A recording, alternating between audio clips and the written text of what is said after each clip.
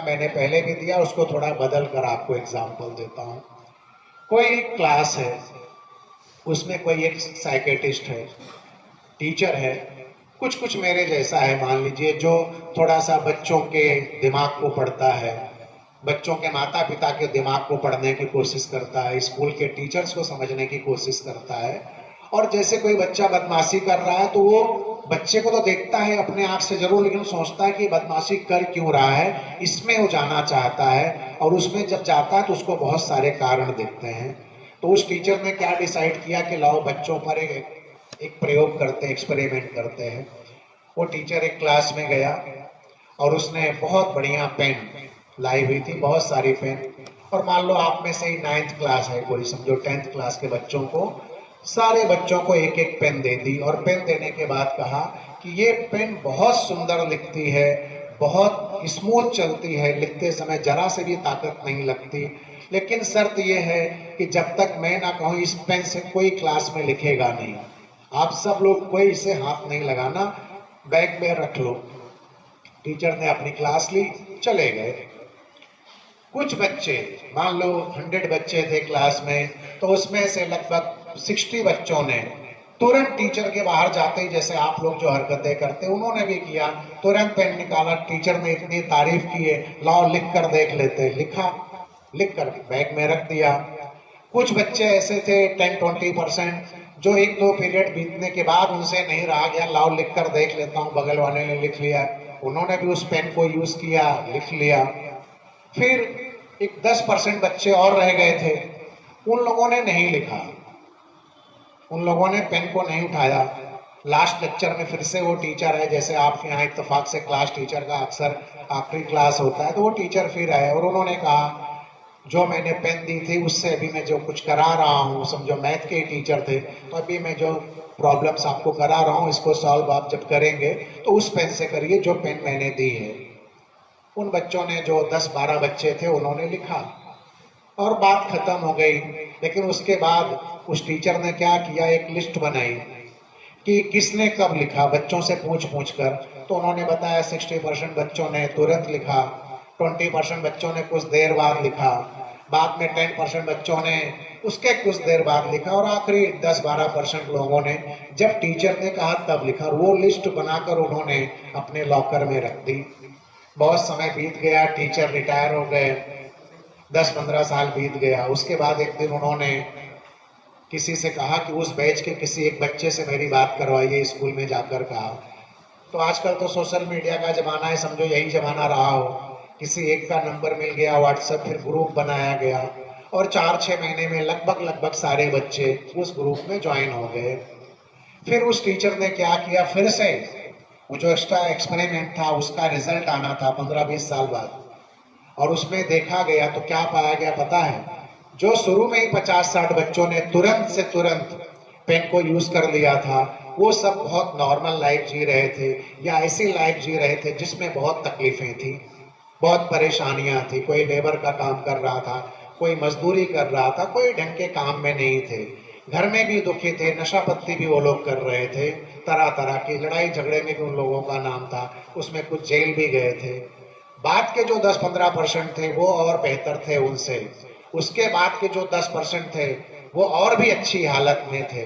लेकिन आखिरी के जो 10-12% थे, उनको जब चेक किया गया तो जब उन्होंने शादियां की थी, उनका उनकी पत्नियों से पट रहा था, जो लड़कियां थी उनके पति से उनका पट रहा था, और वो लोग अच्छे अच्छे जॉब पर थे। अच्छे जॉब से मतलब जहां ज्यादा पैसा कमाए वो अच्छा जॉब नहीं है, जहां जीवन अच्छा से जिया जाए वो अच्छा जॉब है मेरी नज़र में। जैसे टीचर का जॉब दुनिया का सबसे अच्छा जॉब है, इसमें ना झूठ बोलना है, ना चीटिंग करनी है, और ना किसी के घर जाके प्रचार करना है, जहां रहो वहीं आते हैं, कस्टमर कहो, स्टूडेंट कहो, जो आपकी मर्जी कहो उस भाषा में।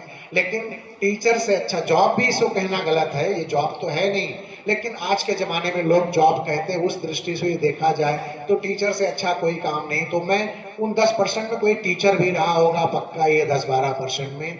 तो इसका मतलब क्या निकला कि जिन लोगों के पास धैर्य नहीं था, अपने से बड़ी कहे गए की बात का असर नहीं था, जिनको लाइफ में डिसिप्लिन नहीं था वो लोग साधारण हो गए, और जिनके लाइफ में ये था कि मुझे टीचर ने कहा है जब मैं कहूँ तब लिखना, इसका मतलब डिसिप्लिन मान रहे हैं, उनके अंदर धैर्य था, कितनी भी तारीफ की है लेकिन कहा है कि जब मैं कहूँगा तब। लालच नहीं आया कि लाओ लिख ले, लालची भी नहीं है वो, जिसके अंदर धैर्य है, लालच नहीं है, पेशेंस जो आप बोलते हैं, और जिसके अंदर डिसिप्लिन है, ऐसे लोग ही दुनिया में सफल होते हैं। सफलता की परिभाषा अलग अलग है।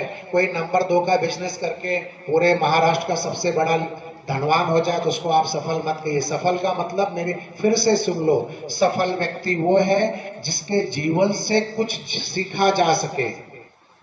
जैसे आपके बगल से गया तो आपको उसको देखकर लगना चाहिए, अरे ये कितना बढ़िया बोलते, अरे ये आदमी कितना ईमानदार है, अरे ये आदमी कितना विद्वान है, अरे ये आदमी लोगों का कितना भला करता है, ये आदमी किसी से झगड़ा नहीं करता, किसी से बवाल नहीं करता। अगर ऐसे कुछ आपके मन में आ रहा है, ये लोगों के लिए कुछ करता है, मेरी नज़र में और आपके नज़र में भी भविष्य में यही होना चाहिए, वही व्यक्ति सफल है जो किसी और के भी थोड़ा काम आए। अपने तो आए ही, अपने तो आना ही है, लेकिन उसका जीवन ऐसा हो जिसको लोग नकल कर सके। पहले भारत में टीचर्स को आचार्य कहा जाता था, आचार्य चाणक्य बोलते हैं ना। आचार्य का मतलब होता है जिसका आचरण ऐसा हो कि हम कॉपी कर सकें, उसको आचार्य बोलते हैं। टीचर में वो बात नहीं है, लेकिन शिक्षक में वो बात है, गुरु में वो बात है, इन शब्दों में है। तो शब्दों के फेर में नहीं पड़ना। तो टीचर भी ऐसा होना चाहिए, जो यहाँ टीचर्स हैं, कि बच्चों को लगना चाहिए कि इस टीचर की मैं कुछ कॉपी करूं, इस टीचर में ऐसी चीज है कि मैं इसकी कॉपी करूं। तो ऐसा अगर कोई टीचर है तो समझिए वो अच्छा टीचर है। आप भी जीवन में कहीं जाएंगे, ये जरूरी नहीं कि बहुत बड़े वकील हो जाएं, कोई जज ही हो जाए, कोई बड़ा जज हो सकता है बहुत गलत काम कर दे, कोई राष्ट्र का राष्ट्रपति प्रधानमंत्री युद्ध लड़वा दे, वो सफल व्यक्ति नहीं है, वो महाअसफल है।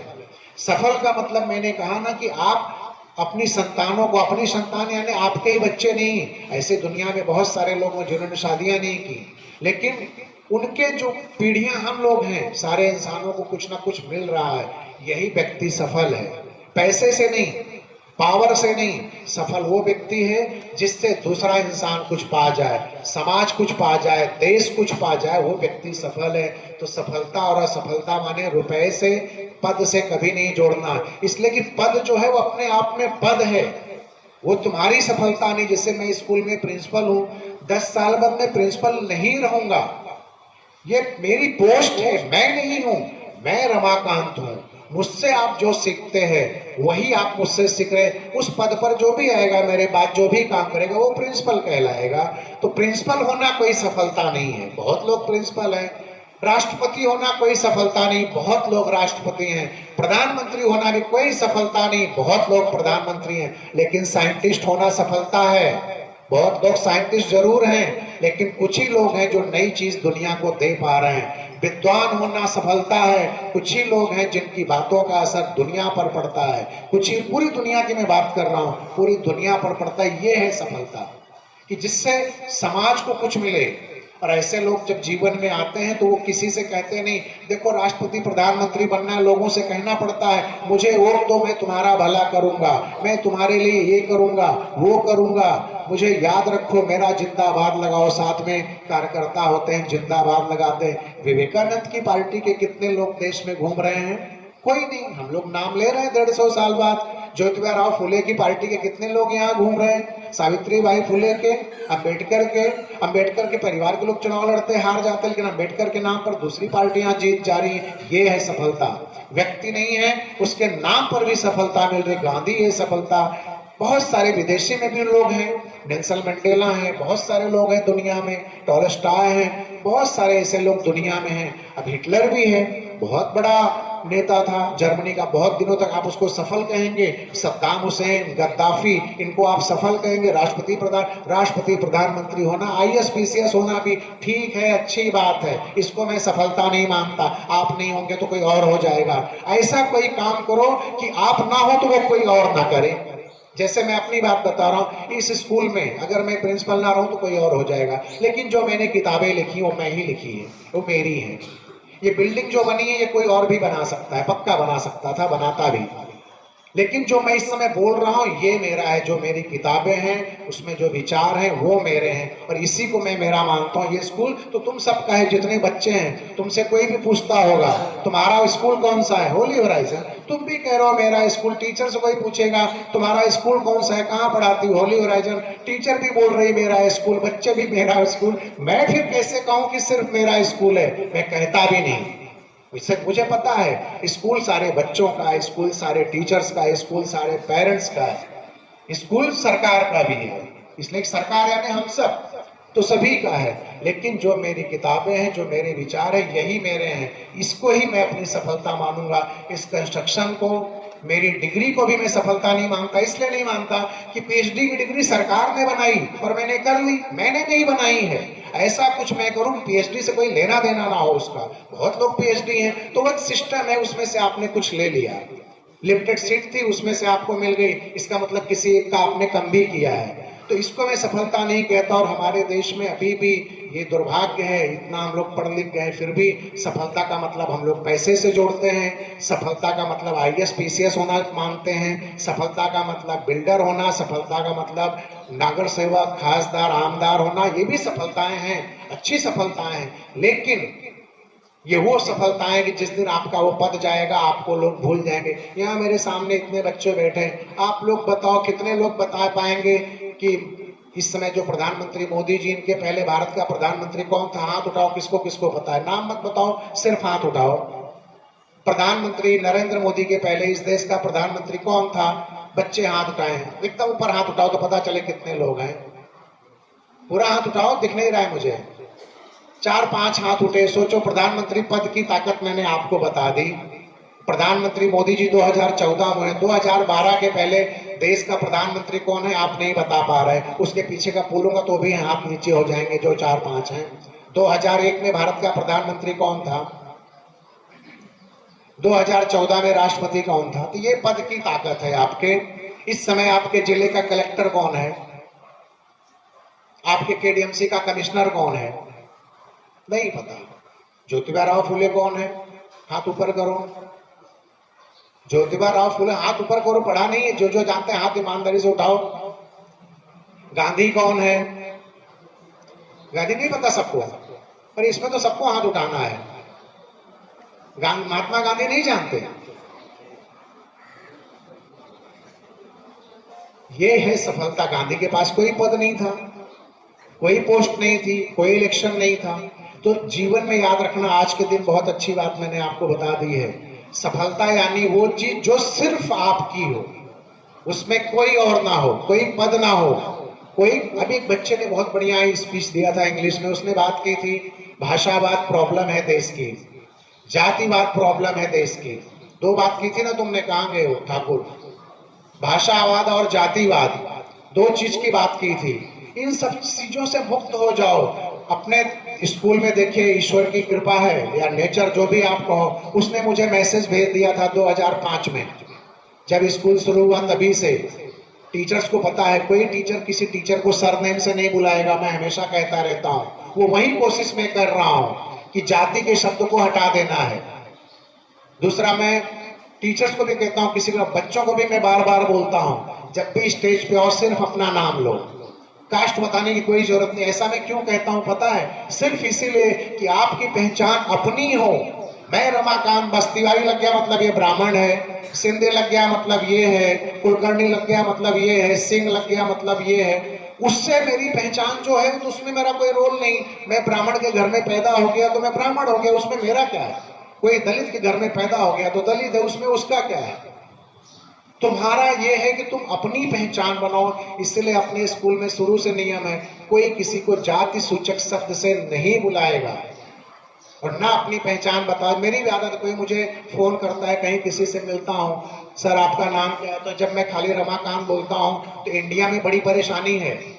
हर आदमी के दिमाग में बैठा रहता है, अगर ये जात बता दें तो थोड़ा आइडिया लग जाए कि कौन है क्या है। तो फिर से पूछता है, मैं फिर रमाकांत बोल देता हूँ। मैं जानता रहता हूँ कि फिर से क्यों पूछ रहा है, उसको क्लियर करना रहता है कि मेरा सरनेम पता चल जाए तो उसको क्लियर हो जाएगा कि यूपी वाला है कि महाराष्ट्र का है कि गुजरात का है। दूसरा, अपर कास्ट है कि लोअर कास्ट है, ये पता चल जाएगा। मैं बताता ही नहीं हूँ। मैंने कभी फोन पर किसी से नहीं कहा क्षितिज तो मेरा नाम 2007 में रखा, लेकिन उसके पहले भी मैं कभी नहीं बोलता मैं तिवारी बोल रहा हूँ, कभी नहीं बोला। जब 10th में 7th में पढ़ता था तब भी रमाकांत ही मैंने अपने आप को रखा।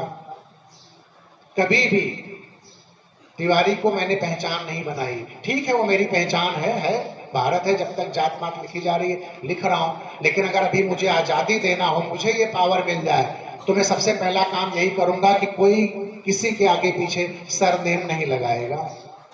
मेरी अपनी व्यक्तिगत आज़ादी बता रहा हूँ। ये आज़ादी कब आप लोगों को मिलेगी मुझे नहीं पता। जाति व्यवस्था बुरी चीज नहीं, किसी जमाने में उसकी जरूरत थी, आज जरूरत नहीं है। आज भी जो चीजें हैं हमेशा इनकी जरूरत नहीं रहेगी। तो मैंने दो चीज क्लियर कर दी कि आपको, एक तो ये आज़ादी क्या है, ये नेचर का स्वभाव है, ईश्वर की वजह से, प्रकृति की वजह से हमारे स्वभाव में। दूसरा मैंने आपको बता दिया कि आपको करना क्या है। तीसरी एक बात इंपॉर्टेंट, अभी इसकी रिकॉर्डिंग ना ही करो।